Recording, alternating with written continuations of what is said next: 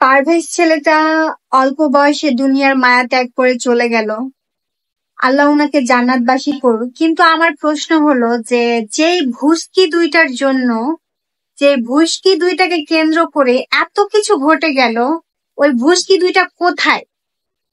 না মানে কোনো নিউজ চ্যানেলও তাদেরকে দেখাচ্ছে না। যাদেরকে কেন্দ্র করে এত কিছু হয়ে গেল তারা কোথায় গেল?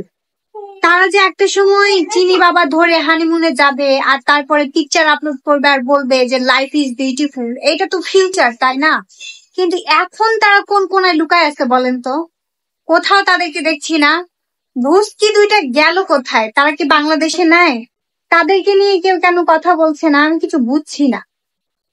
আর ছেলেদেরকেও বলি, মেয়েদের কথা শুনে একটা ছেলেকে যে দুনিয়া থেকে পাঠায় দিলা, এখন কি লাভটা হইলে? হুম?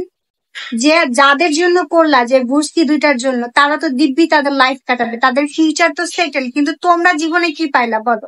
হয় মামলা টানবা, না হয় জেলে পচবা। মাঝখান থেকে কি হলো? তোমরা একজন তো পৃথিবী ছেড়ে চলেই গেছে, আর বাকিটা জীবন তোমরা ভুগবা। আর যে ভুস্কি দুটার জন্য করেছো এত কিছু, সেই ভুস্কি দুটার কিছুই এসে গেল না।